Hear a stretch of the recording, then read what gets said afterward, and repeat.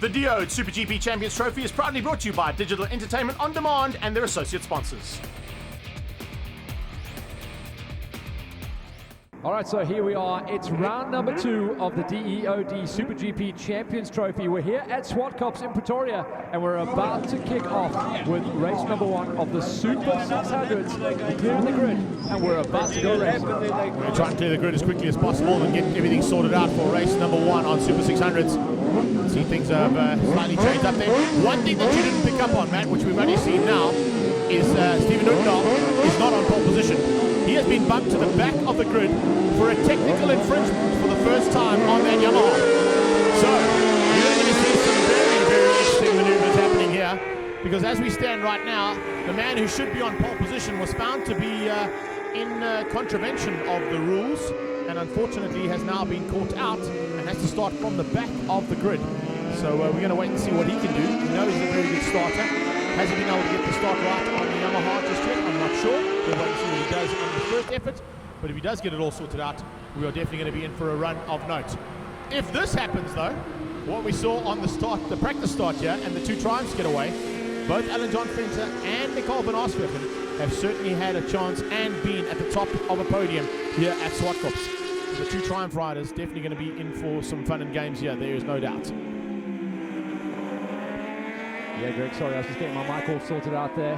It is going to be a huge situation. I don't know if Odendaal will have the strength to get through, because the grid is extremely strong. If all these guys will be running staunch lap times, and that number 1 plate is going to have to do some big work to get the moves on. I'll tell you what it is going to do. It's going to keep us on our toes. You know, we're always looking for the excitement, a little bit of story, a little bit of drama. I'm sure the rider himself won't be happy about the situation, but watch for the big pull off on the inside, on the dirty part of the track, somewhere we really don't want to be, and that is where our reigning champion and our current points leader, Stephen Odendaal, sits. Right at the back of the field, which means Adolf Boshoff is promoted onto pole position because he's now second.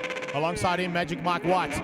Mike White very good off the line. Here we go, we're about to kick things off for the first time here today in the Super 600s at Zwartkops. Eyes down, visors down, lights off, and we go racing. Boshoff with a good start, Michael White into. On their tail it was Alan John Venter, but it's Boshoff who leads into turn 1. Round the outside goes Baker. Baker with a massive maneuver around the outside. Alan John Venter into second place on the Triumph, and Baker goes onto the inside and gets forced wide. As around the outside comes Stephen Odendaal. Yeah, Trevor Parker around the outside. He's going to be in 5th place coming out of turn number 2. Ricky Lee, where did that come from? He got the hammer down and got a real good run off the start. But look at the charge out front. Adolf Boshoff has got his head buried behind that screen, and Blaise Baker is all kinds of loose. And he's got that. Oh, that had to happen, and mercifully, no one goes down, but that was as close as you want to get, and down in a bit of comfy grass. But that was wild from Baker, trying to shove it up the inside. Too wild, much too wild. Alan John Venter, the man who came off worst for wear there.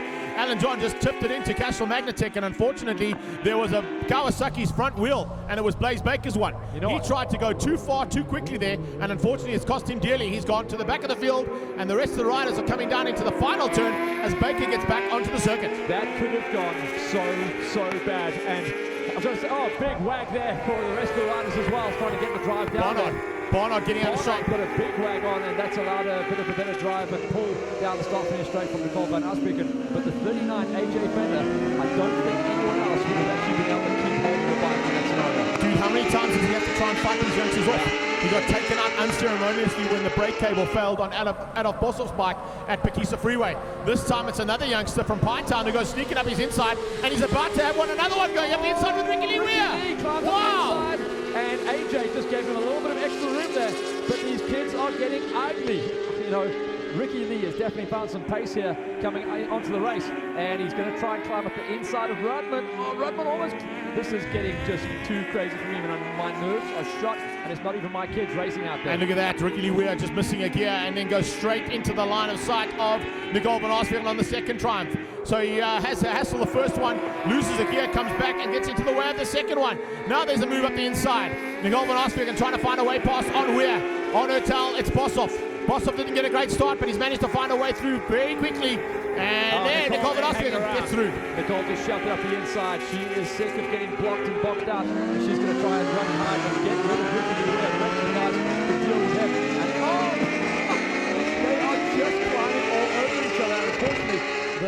who's causing a lot of problems in that pack there is Ricky Lee. Yeah, he had some mid-corner braking there, and in the middle of the mid-corner braking, went straight into the way of Jesse Bossoff on the Nashua MTech Racing Yamaha. So problems right through the field. All started with Blaze Baker going completely wrong and too far and trying to take too many riders at once. But at the front end, we've got two Kawasaki's and the new Yamaha R6 fighting for the lead. It's Adolf Bossoff who leads things out. Michael White in second, and Odendahl from the back of the field now lies in third place. To be honest, that Blaze Baker situation, let's call it that, was all good news for Stephen Odendahl. He was able to jump ship and get up the road. He's sitting in a pretty comfortable third place at the moment. We know he's able to lap almost half a second faster than the rest of these guys. So he is sitting in third right now, and these guys will just check out. There's going to be no one to run their pace, and as long as no one breaks away from this pack, then we will see the last two laps as a wild ride, and Mikey White knows exactly who he's in a fight with now. He just looked into the eyes of Odendahl. I just love the fact that Michael White is here for the first time in 2 years and is not holding anything back. Pooch on the inside has a big look, couldn't quite make it stick. Odendahl had another big look on the inside there of Magic Mike White, and White gets good drive. Magic Mike knows that it's time to go, and the reason he's going to go is because... Oh, he tried to climb up, and Adolf is just crazy late on the brakes up there, but he's run himself wide. He's run himself wide, should I say, as Magic Mike, Mikey White, tries to find some lines there. He knows that Odendahl is coming, and he wants to put a rider between himself and the charge. Onto the braking markers, into G&H Transport Racing corner, and hard on the brakes is Odendahl. He closes right onto the back exhaust pipe and tries to find a way past, but Mike White is having none of it. He wants past. Wow, around the outside goes the Near Life Yamaha. I don't know if that's going to be able to make it stick, but watch for it come onto the inside for turn two. Not close enough. He's trying to have a look. He's trying to get the nose up the inside there, but he wants to make a clean pass. He doesn't want to make it ugly. He wants to know that he's going to be through without another rider being on. And Mikey White is good on the brakes, and he's got good mid-corner as well. So you can't just slide up the inside and hope these guys are going to back out. None of these riders will back down in a fight. Especially the one at the front. We've seen that on numerous occasions. Michael White slowly getting to grips with 600 riding and is now becoming a massive contender for a race victory here. Can he sneak through on Adolf Bossoff? He's just trying to keep Odendahl at bay, but not lose too much ground to Adolf Bossoff, who leads things out right now. A bit further back, it's Alan John Fenter, who still hangs on to fourth place, despite nearly being taken out again, completely of his, not of his own doing, but of somebody else's doing. But looking at a 3.5 second deficit down to Alan John Fenter, so there's some work to do for the Triumph. I don't know if he's going to be able to bridge that gap on his own. No, it's just too early in the race for a gap like that to be pulled, and even though there is a long way still to go, the pace out the front is way too furious. Odendahl is trying to get the moves on through, and he's got a couple of places. He's just running a little bit too deep there to try and climb up the inside, and he is trying to size up the competition. He didn't want to show up the inside there. There's been too many incidents in the early part of this race. He actually got a little bit wrong there, man. Yeah, he's actually trying to do the passing on the brakes, which kind of isn't his style. He does like to out-drag the guys and get the big toe. Up the hill, I'd have thought that's where he can get the numbers. So as they head up the hill now, he makes up the ground that he lost coming out of Renexcon corner turn 2. He's onto the back, and he's just sitting pretty. He's not going to put a wheel in there just yet. He goes around the outside of Magic Mike, realizes that he can probably go anytime he wants to, and I think that's exactly what's got back. Yeah, he's got a chance of the old classic cutback, a little bit wide at the top of the hill, and then you cut back, and on the table, then you can start climbing underneath someone. But if they mess around too much, that could give the gap to Adolf Bossoff. But Bossoff looks like he's better in a couple of sections, and it's certainly the drive out the corners where Magic Mike has him beat. And I think Magic Mike also doing a similar thing there. He's sitting waiting for Adolf Bossoff to make a mistake. Here's a move. Oh, there's Pooch on the inside. He's been setting that up and eyeing that up for a while. He just got close enough and made a big drive on the outside, coming out of turn number 1 to get the boots on. Mike looks on his shoulder. He knows there's no one there for a long time. He's got to pick up on Rudman, something like 4 seconds back. But Magic Mike now is going to have to hang on. Watch out, because I think on this lap, we're going to see Odendahl go for the lead. So Rudman is saying on the timing monitor that he's actually through and ahead, but I'm not quite sure if that's actually right on track. We'll have to keep an eye on that in the background. I think it might be Fenter, but Rudman might have caught him. Oh, he has. There you can see the green bike just in the background with those light blue leathers on it. So my correction on the pro timing monitor there. It is definitely Rudman up in the 4th place and Fenter now in 5th place. Here's the pass. massive drive around the outside. There's not a lot of room to play with there. You've got to be fully committed. You know that the rider is going to have to switch across to get his line dialed in for turn number 2. And Odendahl able to get the anchors on and turn tight enough to keep the drive. Here we go. He's climbing up the inside into turn number 1. He has to back it down. He's going to go wide. That's going to cost him. Okay, he's just trying things there. You can see just seeing where the limits of that Yamaha are, because unfortunately he's got to basically just hang in there and see what it's going to do. He's never had it under race conditions. He's had it in qualifying, he's had it one-on-one to try and better himself and his own lap times. But in a race condition, when you're up against two very seasoned Kawasaki's, it's not going to be easy to throw it in there. He's now trying to see where the limits of the bike are. Hopefully it doesn't test his own limits, because here you can see he goes up the inside. He's literally got the wheel there, but has to come out of it ever so slightly, because Boshoff will just cut your nose off to spite your face. Yeah, he had to roll out of that one. Otherwise, we'd have had another incident in an already packed race. So he's going to have to climb the ladder once again. Boshoff lives on. I don't think Boshoff actually looks around him when he's racing. He just puts his head down and stays looking forward. Mike, though, Magic Mike, who sits in second place in the 58 machine, if he wants to go for the win, he has to lead this one for the front. Because if he gets caught in this scenario, Odendahl will climb the ladder, he will fight back, and he will make the passes once again. So up front, it's Toy Store Kawasaki taking on the consortium fish shipping machine. A little bit further back, here's Boshoff getting a little bit out of shape. Jesse Boshoff on the Nashua M-Tech Racing Yamaha just gets a little bit out of shape at the top of the hill and runs on to the dirty stuff. And that guy is not happy. Yeah, just got a little bit too excited, ran it too deep at the top, and here we go. That's how quickly it can happen. Odendahl way wide there on the entry. Looked like he put his wheel onto the dirt, certainly onto the dirty stuff, but he has closed up, and he has proven that even though he's made that mistake, he can take it back, and now he's going to go for these boys. They're in trouble. He's attacking, but I can tell you now, Michael White is consolidating. He doesn't want to go too early. It's only 8 of 18. We've got 10 more laps to go. And in fact, as they cross the line now, we'll be heading into the exactly 10 lap to go mark. I can tell you it's not going to be easy for these guys to hang on to this kind of pace. In the background, both Rudman and Fenter are starting to close things down. It was 4.5 seconds. We're now looking at about 4.3, so they've come down about 2.2 of a second on these riders because they're fighting so hard amongst themselves. Yeah, there's the big drive there. So coming out of turn number 1 once again, there's the move. So up into second place, exactly like he did just a few laps ago. Didn't get a good mid-corner there. Magic Mike actually had to sit up and check up there to get the drive down. And that has given the biggest margin we have seen so far to Adolf Boshoff. But now it's the hurry up. The number 1 plate is charging, and it's got to happen. He wants to lead this one from the front. He doesn't want to mess around with these guys. It's getting a little bit too wild. Okay, kind of what I saw yesterday in Cape Town with the Fords and the Audis. This Yamaha seems to have straight line speed and passes Kawasaki's like they are breakfast for that Neo Life team. Wide as well, takes himself wide, and they look into the eyes of each other. They are playing games out there. Odendahl was not happy with getting his nose cut off. He tried to deliver the same message straight back to Adolf Boshoff, and Boshoff, like we've seen, is not a rider to be trifled with. No, he will definitely not hold anything back to try and maintain his lead and maintain the chance of winning out. So Pooch and Magic Mike are going to have to try and find something different. I would say just hang tight for now. You know, you just size up the rider, see where his chinks in the armor are, and then make a maneuver a bit later on. But it looks like Odendahl is getting a bit frustrated out there. He's starting to move moves that he doesn't normally have to make. I don't think he is super happy with that scenario. Watch this. We got the replay. He climbs underneath. This is one of the moves, trying to get underneath. He does make the pass clean as you like. Magic Mike is just giving him that space, and Magic Mike gets the drive. But look at that. He has to check up, because I think Odendahl just couldn't get the mid-corner drive there after turning such a tight line. Could possibly been in a slightly different gear as well. Here he comes to try and take Adolf Boshoff. That was elbow to elbow, and elbow on the windscreen there of the Kawasaki. They both slide in, both run wide, and if Michael White had actually been close enough, he could have actually stuck up the inside. Look at the turning ability of the Kawasaki, though.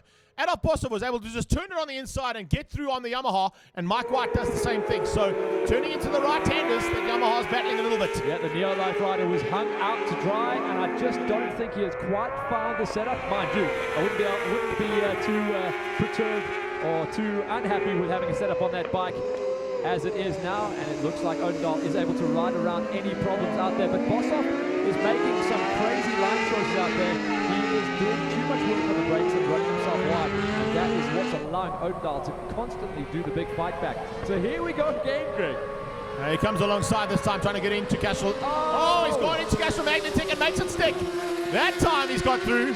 And on the inside comes Magic Mike. Wow, what corner speed out of that consortium shipping Kawasaki. Yeah, he's got good drive, not close enough to make it stick, but Bosov is coming back at Odendahl. Odendahl just kind of rolled mid-corner there, wanted to make sure that the rider didn't do the cut back and slide back underneath him.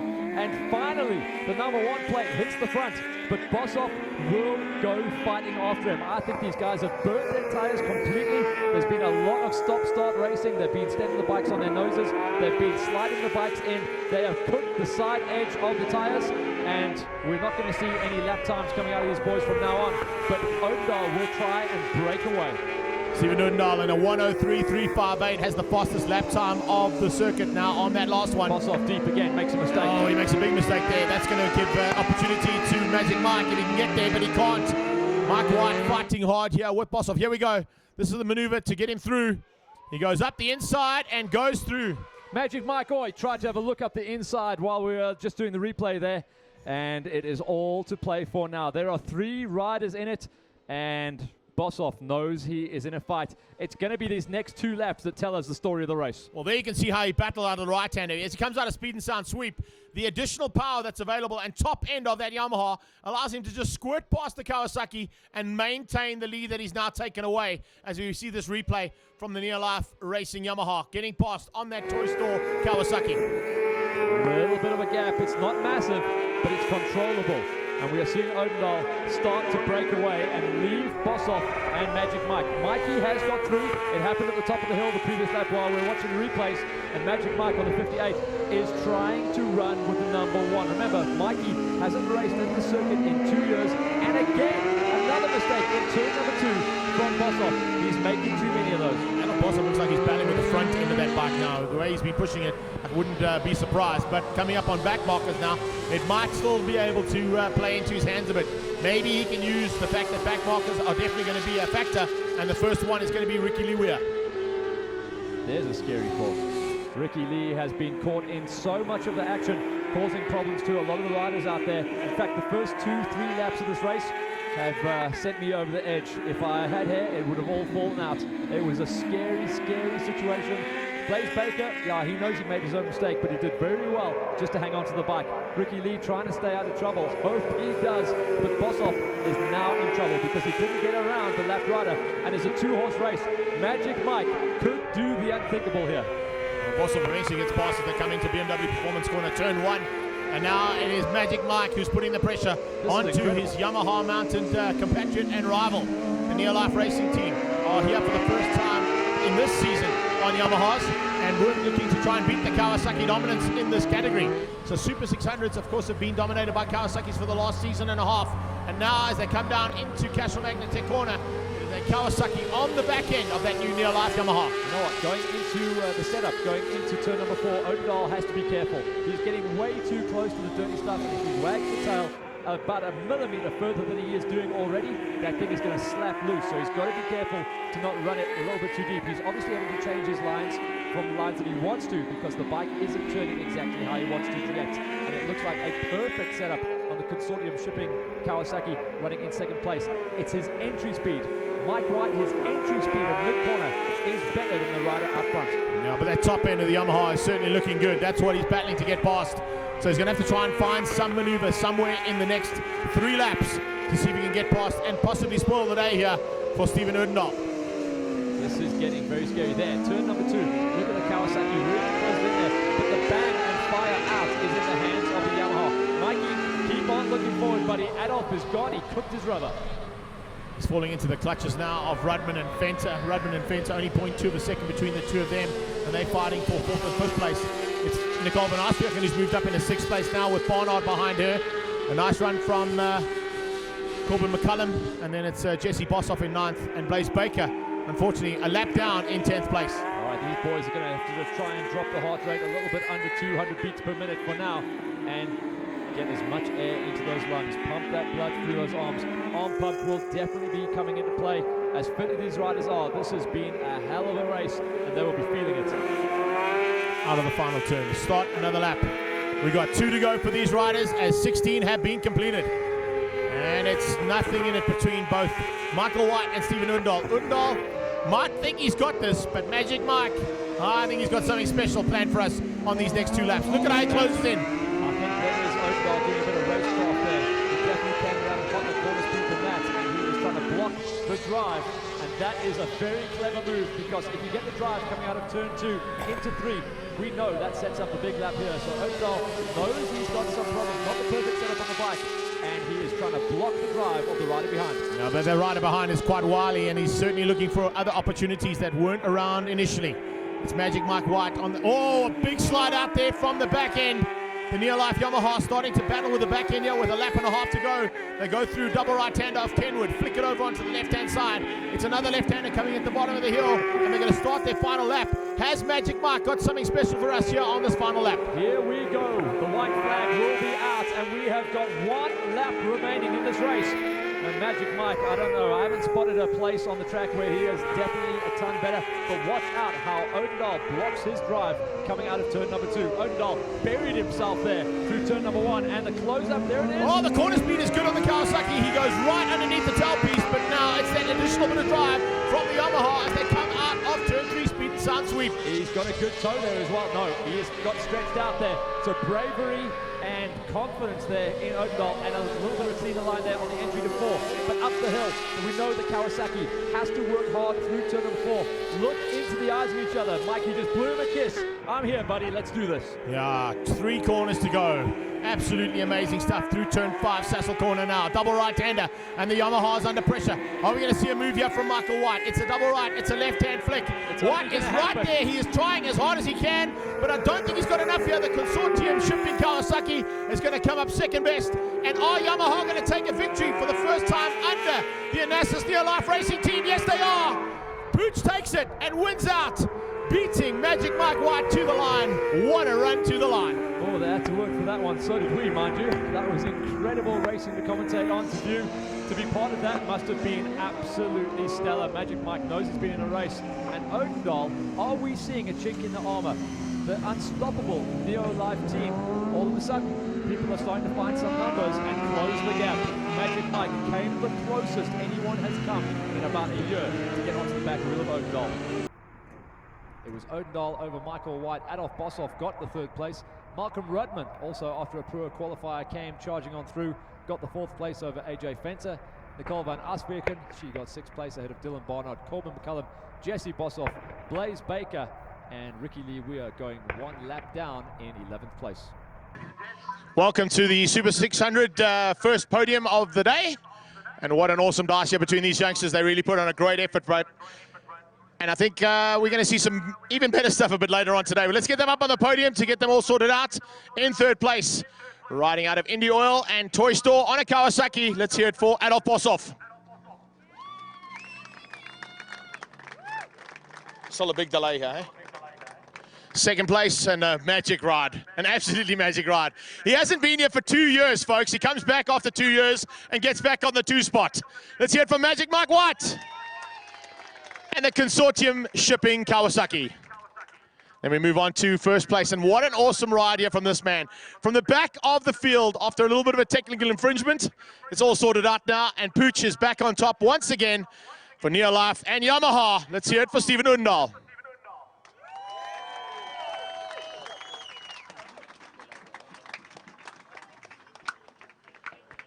So handing out 3rd place from Discover Digital. Dale from Discover Digital handing out the 3rd place trophy to Adolf Boshoff.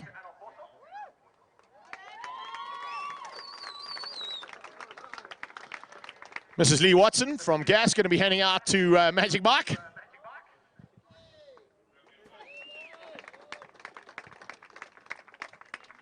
And Adrian Scholz from MSA going to be handing out to Pooch at the top there for 1st place.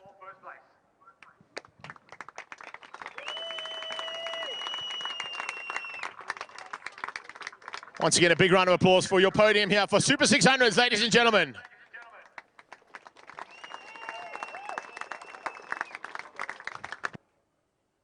Everything started well, unfortunately didn't end it well, because the problem that you had was 2 riders that were giving you hell almost all race long. Yeah, for sure. It was a good race.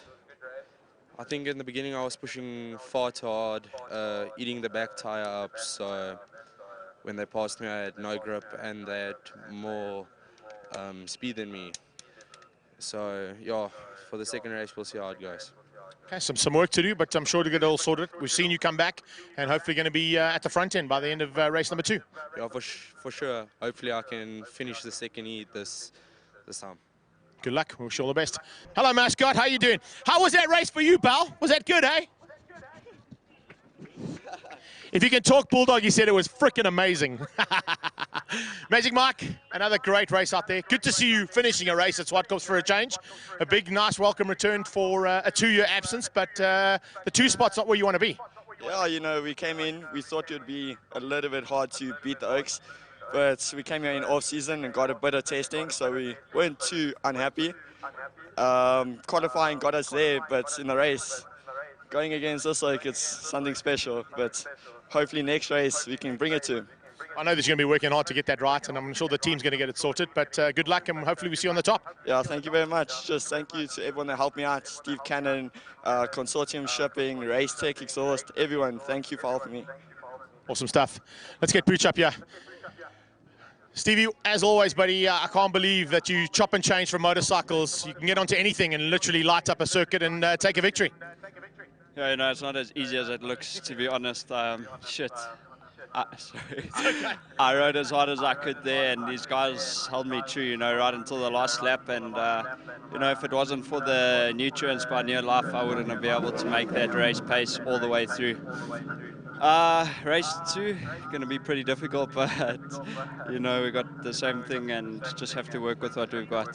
The Yamaha is really great, and I'm quite happy with the product. It's got its advantages and disadvantages, but I'm very happy with everything. The one thing I did see, and Matt and both commented on, is the fact that you were looking to push the bike as much as you can in the race conditions, because you hadn't had a chance to do that yet. There were a few occasions where you ran wide or you came in a little bit too hot, and it kind of was giving us an indication that you were trying to set the bike up in the race. You know, receiving the bike on Tuesday, it's very difficult to get on pace, especially to run with the national boys here, but I was very happy, and, you know, we just have to keep focused and just try as hard as I can. You know, I have to use everything in the bag to make it work for me. Full gas, eh? Full gas.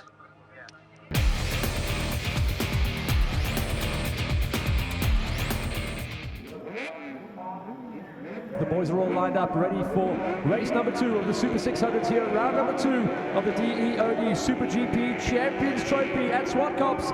The lights are on and we are ready to go racing under a threat of rain possibly arriving halfway through this event. So if you're on digital live streaming, do be aware that if the rain does come, we may start losing signal. Right now, though, it is all about the guys getting themselves into the zone as they start the big climb. Once again, fastest qualifier that gets sent to the back of the pack. Stephen Odendahl already up 5 positions coming out of turn number 2. And it is going to keep us on our toes once again. Blaze Baker is the rider that gets the big hole shot this time around with Bossoff on his wheel. I'm trying to see where Magic Mike was. Looked like Magic Mike might have got himself into 3rd place. And Rudman as well in those baby blue leathers is having a great day. It's AJ Fenter in 4th, Rudman behind him, and then Odendahl gets up the inside of Jesse Bossoff and Nicole van Osbeeken to get himself on the move. That should be 6th place on the road for the number 1 plated rider, who only just took the win in heat number 1 after a race-long battle with Bossoff. That's Adolf Bossoff and Magic Mike. Rudman there in the baby blue leathers. So used to seeing him on that blue Yamaha and a big change-up and a complete rethink, stepping across onto the Kawasaki, the winningest bike in the last few seasons on the 600 category as Odendahl climbs up the inside, doesn't really get it all his own way. Rudman tries to stay in, Rudman on the outside, good play, but a little bit of extra experience from Odendahl. Stands it up, gets the drive down, as much rubber on the ground as he possibly can, and stays in the mix. AJ Fenter there is the next rider up the road as Odendahl starts charging and piling on the pressure. They have figured out a few things on that Neo Life Yamaha, and the grunt on that bike, he already made the pass on power getting up the hill. So the Triumph SA man goes 1 place back. That will be 5th place for AJ Fenter as Odendahl is on the charge and he wants to make up the numbers as quick as he possibly can. It's 4th place for the Neo Life Yamaha man. Still Blaze Baker out front and running good pace. Magic Mike has got through on Bossoff, so he wants to get Bossoff out the way early on and send the kid backwards. Rudman still running good pace down there in 6th place. But the big charge is the Neolife Yamaha rider, reigning champion and current points leader. And Adolf Boshoff is trying a little bit of a shed show there. A Sheridan Mariah situation, throwing both legs out under brakes. Well, you know, you've got to try and figure a few things out. Then he stands up. Something looks completely wrong. I think he might have a John McGuinness situation in his leathers there, because he just doesn't look comfortable on the bike at all. It'll show soon as well, because the pressure is coming from behind and coming hot and fast. 4th place at the moment at the top of the hill. It's going to be a very quick and easy pass. Pooch on the move and shows the back wheel to Adolf Boshoff. Almost sends him over the bars, and he is not letting that kid get away with anything today. When he makes the move, it's a clean one, but he kind of hangs him out there to dry for a long time and doesn't offer him any switchback. Adolf Boshoff is trying not different bike setups, but different riding setups in heat number 2. Throwing legs out, let's see if he does the shed show once again. Throwing both legs out under braking.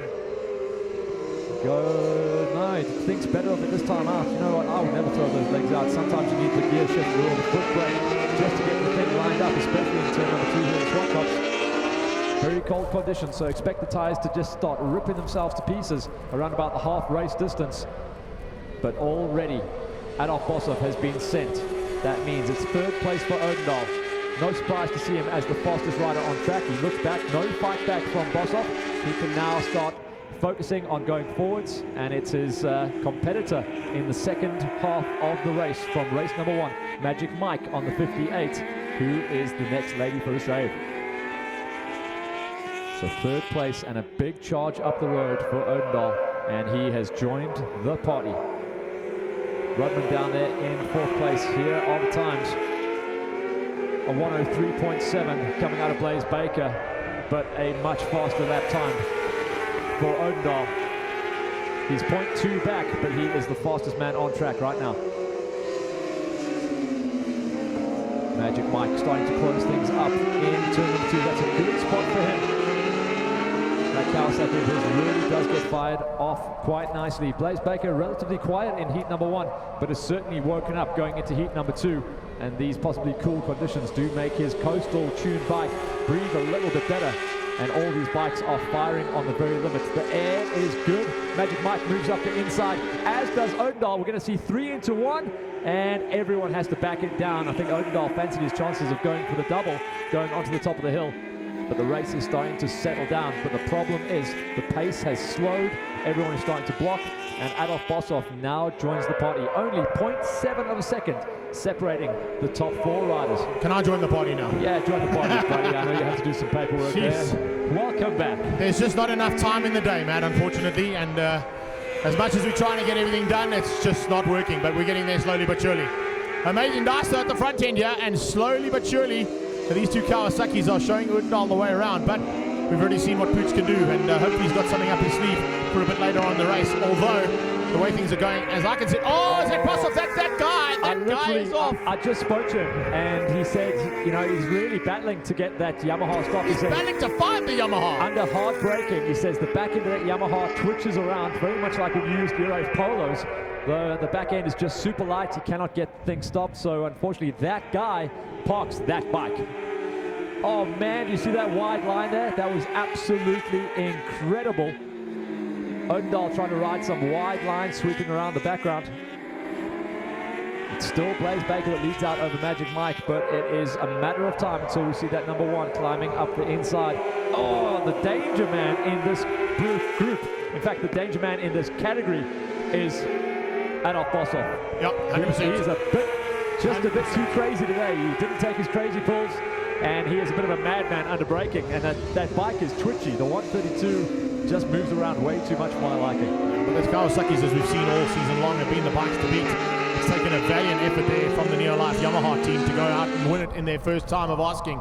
But can they do it here in the second one? It's going to be a little bit more of a difficult task, with 2 Kawasaki's leading, and with Blaze Baker at the front particularly. Remember, he had an issue, and I'm sure you spoke about it, I was downstairs when you were talking about it, in the first race, where he ran wide and cost himself a possible podium. He's now in with a podium shot, and in with a chance of taking a first victory in the Super GP and Super 600 category. His race pace is telling us he has got something there, but unfortunately the man in third place has got something there and then some. So much international experience, so much national experience, and a wily character on the track as well. A thinking man's rider is Odendaal, and he is in the mix. But what he doesn't want though, he doesn't want too many people around him. He is in the danger zone, and unfortunately the pace has dropped off enough that Adolf Boshoff has rejoined the party. So you don't want to be trying to make a pass and defending at the same time. Here is the classic Odendaal move.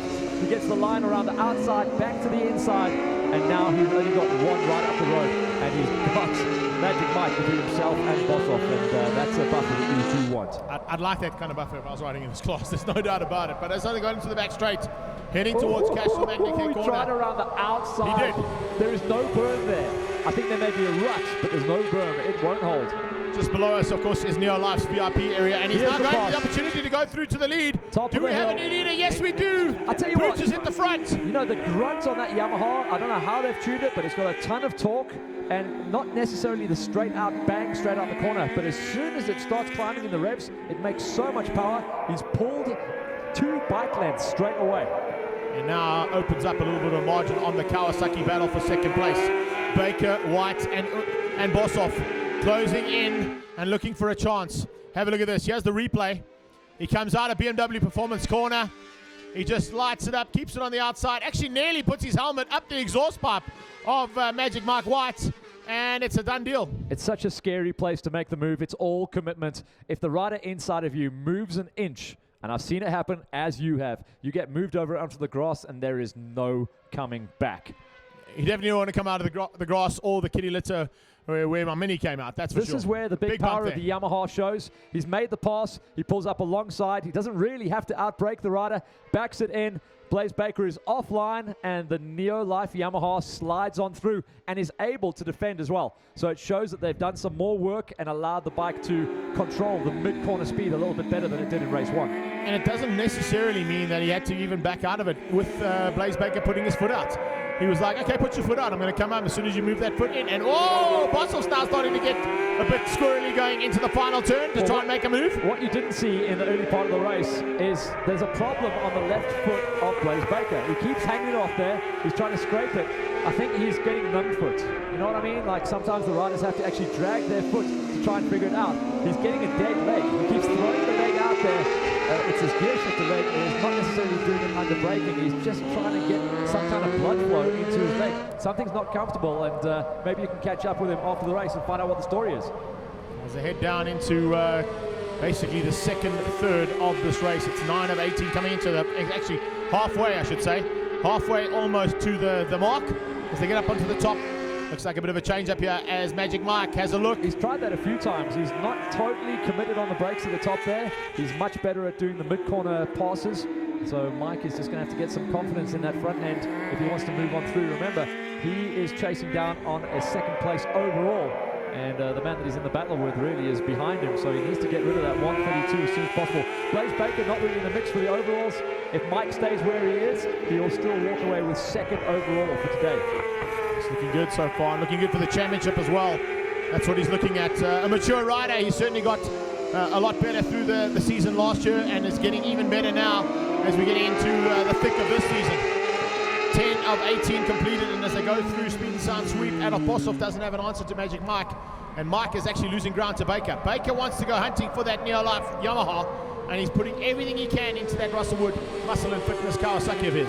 Watch the bike that's sitting fourth place on the road, that 132 of Adolf Boshoff. Under hard braking, you'll see an example of this at the top of the hill. Under hard braking, the front end of that bike is bouncing and chattering all over the place. You see the perfect example of it right there.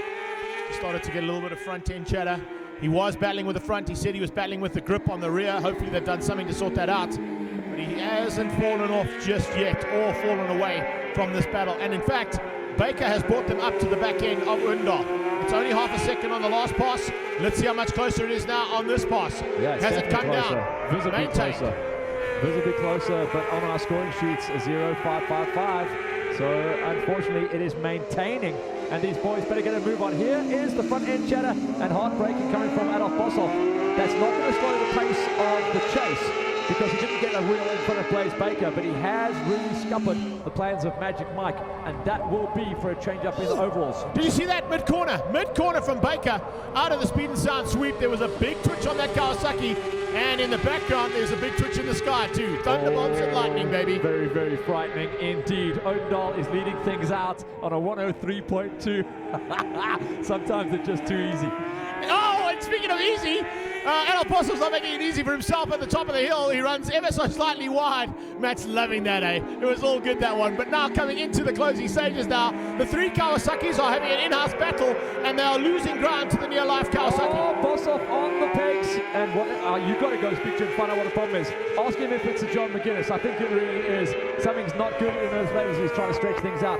Magic Mike, though, needs to get on through. Adolf Bossoff is on the comeback. Whatever the problem was, he is over it, and he is charging, and he is going to make a pass at some point. And this lap on Baker. This is where he's most dangerous, because remember, on a few occasions, even in the northern regions at Thunderbikes, he actually took out Bjorn Espen in a very similar kind of maneuver and a very similar kind of mood he's in. His desperation is a worry. His that's desperation is a worry, and there's the line up the inside. It's a slow pass, it's a block pass, but he is going to be able to maintain. Magic Mike is going to charge slow to just carry that momentum forward, and maybe, no, he's just getting blocked out. Blaze Baker going for the fight back. Here comes the takedown. Oh, at the top of the hill. Almost motocross blocked it. I was kind of waiting for Johnny Cricket to jump out there and give us a bit of a tap out, because it really got to that point. Wow, look at this maneuver. Here he comes out of the second last turn, bombs up the inside. Magic Mike with no answer. Big foot out there. And motor style, super motor style into the final turn. That's a couple of laps back when he started to close up on the bunch and kind of reignite his race once again. Then they came out, and of course he just tried the outside line. He probably saw that, having sat in fourth place for a long, long time, and went, okay, time to get up the inside. Let me get past on Magic Mike. He gets through on Mike, and then just powers around to come through on Blaze Baker at the very next asking. Here it is at the top of the hill. Late on the brakes, slides it in. Baker was about to tip it in, realized he couldn't, and oh, yeah, that got out of hand a little bit. Unfortunately, Baker keeps finding himself out of position at the top of the hill, and that's just a lack of experience. When you're in a race this close, you just cannot leave the door open. So incredible come from behind ride here. Adolf Bossoff, if he stays where he is going to take second place overall in the day, away from Magic Mike, depending on the time gap. We always have to remind ourselves of that one. It's not just on position, it's how far the gap is. So Bossoff, as loose as he is the man on charge right now. Oh, fantastic ride here from him. But he's got to try and keep those two Kawasaki's behind him, and they're very evenly matched machinery that all three of these riders find themselves on. Heading down into Renexcon corner on the brakes. Oh, late braking from all three riders. Blaze Baker looks like he may have run out of puff here because he's just not able to hang onto the bike under braking, and that's what tells us when the rider is extremely tired. Odendahl has done a great job. He is extending his lead. He's got 1.3 in hand, and Bossoff is trying to bridge that gap with 3.5 laps remaining in the race. It looks like Magic Mike has still got that corner speed ability on that Kawasaki. So whatever they've done to the setup for the corner speed maintains all race long. No matter how bad the tires are, no matter how tired he is, the bike can still turn through the corner quicker than any of those first four bikes. And that might just help him out to get back onto the podium. Yeah, he's one of those riders. He has maintained that GP 125 style of railing a ton of mid-corner and specifically set his bike up throughout his career on the 600s to cope with that style. Magic Mike's bikes never move around. You've got to notice that. They are set up rock hard. Heading into the closing stages now. 15 done, 3 to go. We are praying we get away with a dry finish, but look how much front-end movement there is on Adolf Bossoff's bike. It just shows how he's moving it around, and Magic Mike has a big sit up there. Lost some drive coming out of turn number 2. We've been praising his mid-corner speed, and his tire just started to hear us there and let go. Well, as we see this battle starting to rage here for second place on the track. In the sky, there's a lot of lightning around, there's a lot of thunder, so we're hoping that we'll get at least through the Super 600s, but also just running through the rest of the pack as we see a move here from Baker and Michael White closing onto the back end of Baker. Rudman is 5, Alan John Fenter is still 6th place, Nicole van Arsveken on the 2nd of the Triumph SA bikes there in 7th, Ricky Lee Weir, Dylan Barnard, Corbin McCullum and Jesse Bossoff. Incredible battle on the track for 5th that we're picking up on here. Rudman versus the 2 Triumphs, and it's all about AJ Fenter and Nicole van Arsveken. And this is 5th place, and it is for 5th place overall today as well. And what an incredible ride from Rutman, getting off his sturdy old Yamaha and onto some new blood on the Kawasaki, and he has figured this thing out, but quickly. He really has got to grips with it really nicely, and I think he's very happy with the purchase of that ZX6. Alan John Fenter and Nicole van Arsvegen on very evenly matched Daytona 675Rs, the 3-cylinder machines out of the Triumph factory, and really loving life on those 2 bikes, but unfortunately just not able to run with that front pack. The front pack though, as I said, is not done and dusted. They've got 1.5 laps to go because they've already gone through turn 4 as these guys head up towards 4. Up the hill, the big fight back is coming from Magic Mike. He is trying to figure things out, left, right, and center. He is hoping these two plow each other off the road and open the door for him, because he just cannot make the pass on 2 bikes at once. He's bridged the gap. He's got bike back onto the back wheel of Blaze Baker, but he cannot seem to pull the pin and get on through. Having a look left, right, and center, and foot out style from Boshoff, trying to just distract the rider, even though it does help the bike get settled in the corner. It also is a bit of a distraction to the rider behind in an attempt to try and get past. It's what both Baker and Boshoff are doing right now, but Michael White is not worried. And there we go, there's the shed show. Once again, he's throwing that big left hand. I think he's getting cramped. That's what I actually think is happening. You'll be able to confirm that when you go down and check it. But we are on our last lap, and Odendahl is now extending. He's got 1.9 in the bag. Amazing run here from Stephen Odendahl. It's a 102.916. That's an awesome effort from him. And looking at heat number 1, he got down into the 103, so he's gone almost 0.3 of a second quicker with the slightly cooler conditions here on the Yamaha. And Baker up the inside for second blows place. Himself wide. Runs Magic wide. Mike is going to cut underneath him. So Magic Mike, thank you very much. I will take that one. Oh! Baker comes back at him. They Back are on the side by inside. side, Mike's elbow going to to be able to elbow. recover. Mike will be able to hold that inside line, but Baker just threw it in the bin, and he's going to have to murder that front end going down to the corners. The flag, though, comes out, and it's a double victory for Pooch. Second place will go to Boshoff. And Baker's got back again. Baker got it back. Mike ain't happy with that. The battle for second place was one we were watching for. We knew that Pooch had it, and unfortunately we missed that completely. But Baker, unbelievably, snuck up the inside and stole. Watch Adolf Boshoff. He has got a problem. He is in pain. Something is very, very uncomfortable on that rider. He is super sore. You can see he's either got it's cramped. Yeah, it's cramped. Big time. He's been throwing that leg out the whole way through the race, literally since lap number 1, and he has powered through cramp in his left leg to still walk away with a second place in the heat. Blaze Baker chuffed with that ride. He knew he tried everything he could at the top of the hill there, and the kids are pretty happy with that. Magic Mike cheesed to have to walk away with that 4th place, which will have sent him down from a 2nd overall on the day to a 3rd. And a double on the day once again for the reigning champion and current point leader, who extends his lead in the championship coming out of round number 2. Odendahl on the back wheel climbing the hill. Let's get them up on the podium because we're about to get wet here, I think, Matt. So just to give you confirmation of that. 3rd place today in race number 2 and up onto the 3rd place of the podium. A good recovery for the Russell Wood Muscle and Fitness Kawasaki rider, Blaze Baker.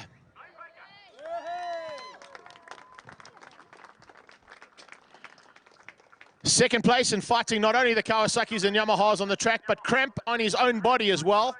Riding for Indy Oil, Toy Store and Dynojet, also on a Kawasaki. Let's hear it for Adolf Boshoff.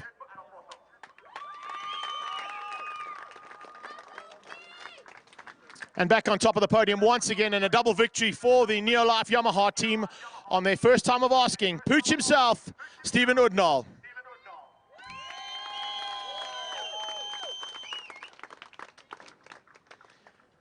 Handing out 3rd place will be Mrs. Lee Watson from Gas Sports. That goes to Blaze Baker.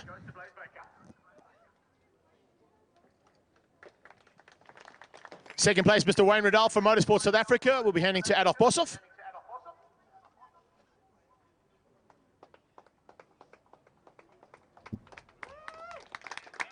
And Gugu Zulu from Gas Sports will hand out 1st place to Stephen Pooch Odendahl.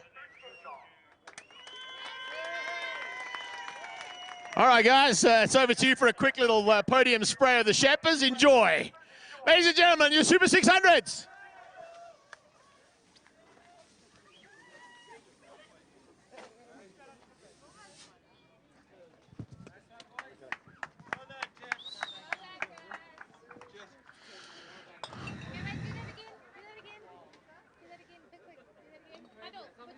2, 3, that's such a cool shot. Thank you. All right, quick interview with these guys quickly so we can get this done before the rain comes. Blaze Baker, unfortunately, first race didn't quite work out according to plan, but I'm sure you're happy with the results now for race number 2. Yeah, the first race just getting a bit overconfident and then trying to get in the front at the very first lap. And yeah, I had to try to get back on the points for the second race. So I'm happy with the performance, and thanks to all my sponsors and everyone who's helped me. Russell Word, everyone, thank you so much. Awesome job, buddy. We'll see you at the next round. I'm sure you'll be fighting hard for that one. Adolf, join us in here quickly. Dude, as I said on the podium, it looks like you were fighting not only the bike, but some little bit of fitness error there. But nothing was fitness. I think it was just a cramp that came out of nowhere. Yeah, for sure. It went gone and then it came back. It was fooling me around the whole race. Yeah, awesome race. Me, Blaze, and Mark had an awesome battle. And Odendal just left us. So yeah, well done to him and well done to Blaze. And I would just like to thank all my sponsors, Indie Oil, Toy Store, Rockstar, Dragon, Awe. Just everyone, a big shout out to you guys. Thanks. Great job. See you at the next round. Let's move on to Pooch. Pooch, go down up here, big guy. I don't think you quite expected the Yamaha to go as well as it did today, but they've certainly done a great job to get it sorted, and looks like it's now a machine to contend with. Yeah, you know, the Yamaha is a proper machine. I'm very happy with everything, that the package, the team, the way they've made the bike raceable for me, and I'm very happy with all my sponsors, you know, Near Life, Race, Interior Design, all of them that's helped me to get to where I am, and I'm very happy for, you know, leading the championship still and going to Spain tonight with a good head. You go to Spain, but we've also got to get back to Cape Town in a few weeks' time for the 3rd round of SuperGP. It's a circuit that's always been good to you, but it's also been a bit of a tough one for you because you had some big crashes there. Yeah, you know, you can never count on the crashes or anything like that. Just have to go there with a focused mind, and, you know, I'll be in it to win it again. And the guys rode really well today, and I'm very happy with my team. Portable Shade, thanks very much. Awesome job. We'll see you at the next round. Can I just say hello to my girlfriend in Czech Republic? I know you're watching, and thanks to the support from my family. Thank you. Hi, Mom. Hi, girlfriend. Hi, Dad. Hi, everybody. Well done, Pooch. Good job. The Diode SuperGP Champions Trophy is proudly brought to you by Digital Entertainment On Demand and their associate sponsors.